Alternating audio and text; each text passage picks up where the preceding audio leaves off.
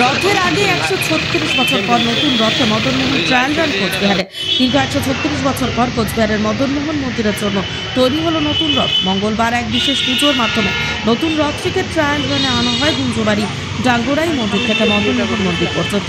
আগামী 27 জুন অনুষ্ঠিত হবে ঐতিহ্যবাহী রথযাত্রা। তার আগে নতুন রথের সফল ট্রায়াল ঘিরে উৎসবের আবহ ছড়িয়ে পড়ে গোটা মদনমোহন বাড়ি চত্বরে।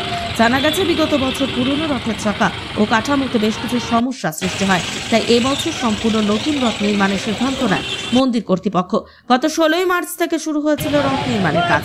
শাল, সেগুন এবং নীল কাঠ দিয়ে তৈরি করা হয়েছে এই নতুন রথটি, যা একাধারে ঐতিহ্য ও স্থায়িত্বের প্রতীক। মঙ্গলবার রথের আনুষ্ঠানিক ট্রায়াল রানে প্রচুর ভক্ত সাধারণ মানুষ উপস্থিত ছিলেন। তারা নতুন রথ দেখে অভিভূত এবং আবেগপ্রবণ হয়ে পড়েন। এই রথযাত্রা কেবল ধর্মীয় উৎসব নয়, বরং কোচবিহারের সংস্কৃতি, ঐতিহ্য, ঐক্যের প্রতীক। নতুন রথ সেই ঐতিহ্যে এক নতুন মাত্রা যোগ করল বলে মনে করছেন শহরবাসীরা।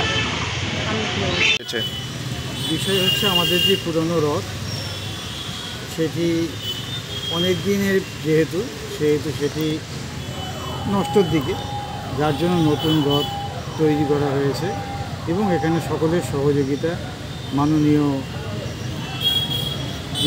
ডিস্ট্রিক্ট ম্যাজিস্ট্রেট মানে ডিএম সাহেব, মাননীয় এসডিও সাহেব, সেক্রেটারি সাহেব এবং জয়ন্তবাবু এবং আমাদের সকলের মানে কুচবিহারবাসীর সহযোগিতায় নতুন রথ তৈরি হলো। এটি মদনমোহনের উদ্দেশ্যে এখন গেল। সেখানে মদনমোহনকে নিয়ে আসবে আমাদের ডাঙ্গোরাই মন্দিরের রাধাকৃষ্ণ, রাজমাতার রাধাকৃষ্ণ, এরা গিয়ে তাকে আপ্যায়ন করে নিয়ে আসবে। সে এখানে 7 দিন এই মাসির বাড়িতে থাকবে। এখানে ভোগরাগ হবে, কীর্তন হবে, পাঠ হবে। 7 দিন থাকার পরে তারপরে আবার এই ডাঙ্গোরাই মন্দিরের কৃষ্ণ, রাধাকৃষ্ণ এবং রাজমাতার রাধাকৃষ্ণ তাকে আবার নিজ বাস দিয়ে সেখানে পৌঁছায় দিয়ে আসবে, দিয়ে তারা নিজ বাস দিয়ে চলে আসবে।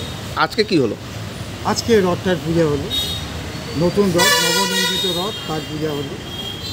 আপনার নাম? আমার নাম জানকীনাথ চক্রবর্তী।